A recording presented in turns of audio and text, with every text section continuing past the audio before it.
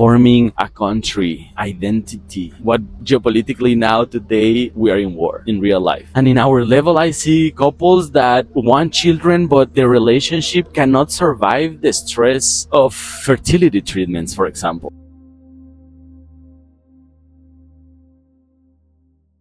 Hello guys, this is Chapultepec's castle. It's in the middle of Mexico City and it's in the back, the monument on its entrance. And today I choose this place because I want to talk, I have some light, I want to talk about what is going on geopolitically, sadly, in today. And you see news on how the elevator that Elon Musk is building to go outside our planet, AI that will help, but the birth rates, why in the future we still need to be more humans, more families, more nucleus of the society. And unfortunately or fortunately nowadays, what we are seeing out there, we need to terraform Mars. We need to be more conscious people that will go beyond our planet. And talking about this topic with my patients when I in the middle to break the ice in the conversations on choosing the surrogate, interviewing the next one, the surrogate also being part of that. I don't know, that's why I'm studying also bioethics, because what it's next, we need to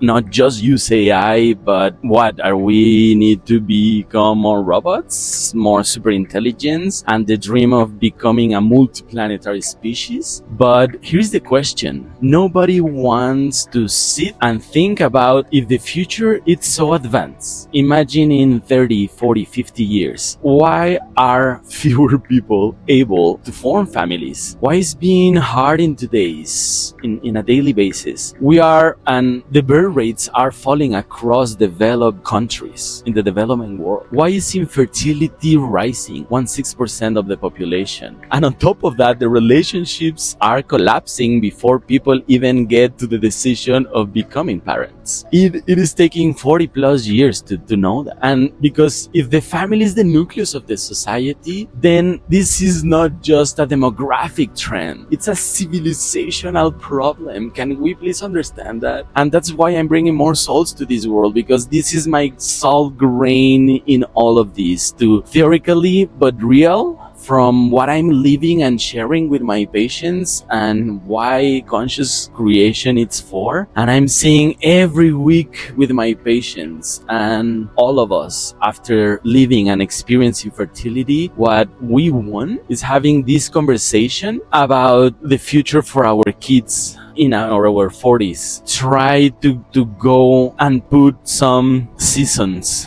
in our Netflix series where we are going to be and our next generations. That's what I'm reading and what I'm listening of, how Elon has also this mindset of society, world, nucleus, family, intelligence, conscious. So I want a better world. I want to share something better for the next generations, but the expectations of building a family are collapsing, and society right now worldwide, it's unlogic and cannot be an stable society. But we also depends on people that we believe that we can build a family and a better future with dignity, with security, with support.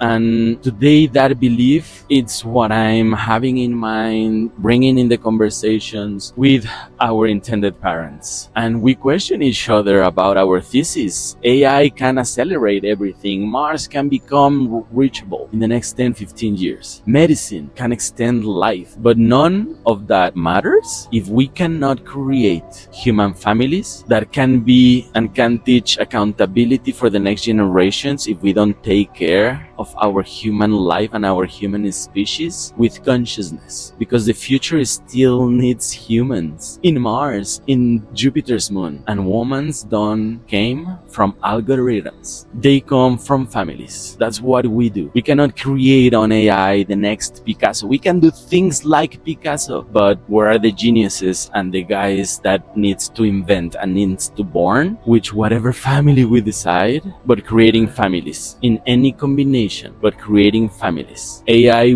won't bring the next guy that it will invent the formulas in the universe that we haven't even know. That's why we need more scientifics, more medicine, more progress. We cannot be on stagnation of people.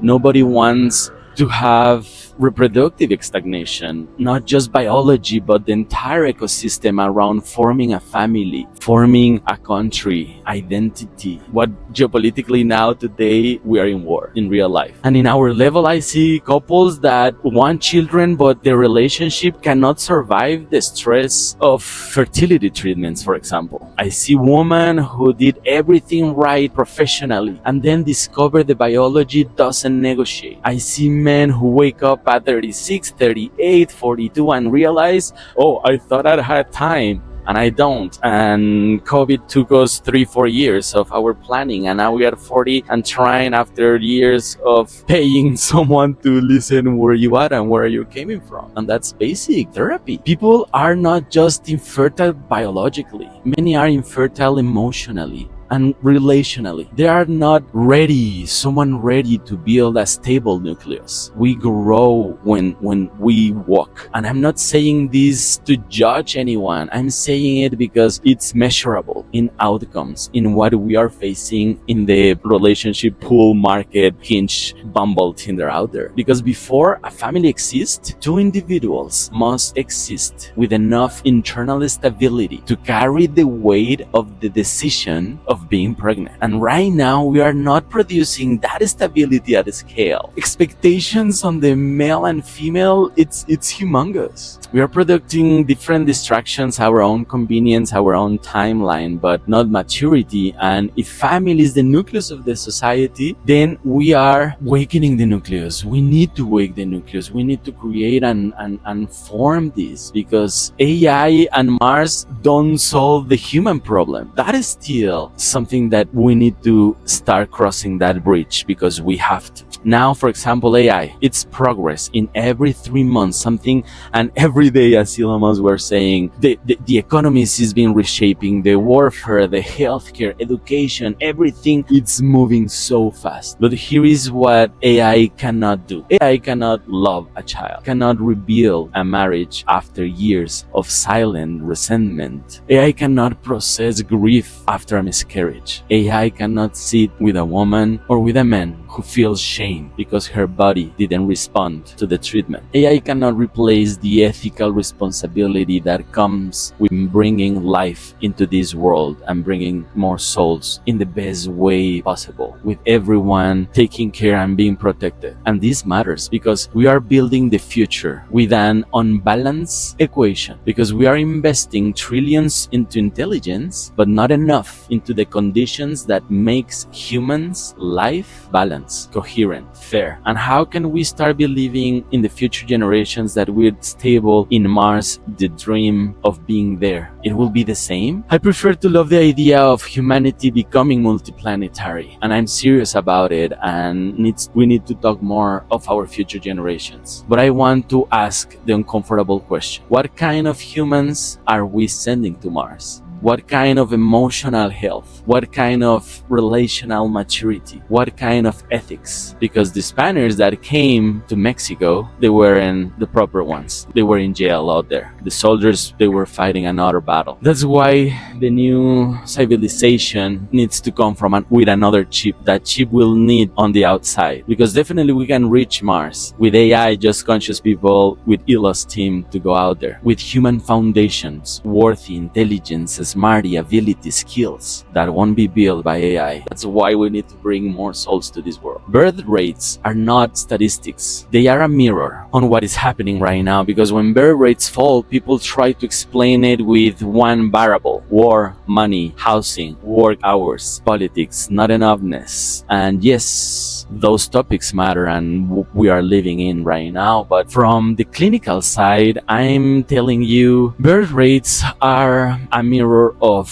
the outside and the inside world. the relationship quality, what we are attracting, what mental health are we also offering? Are we trusting each other? What about institutions and public care to have access to reproductive care? In which country are you living in? Cultural narratives about parenthood, about how they see surrogacy, and the inner fear of facing the seven-head dragon of infertility, because it's huge, and fear of choosing the wrong partner, fear of repeating your parents' story, fear the cost of losing freedom.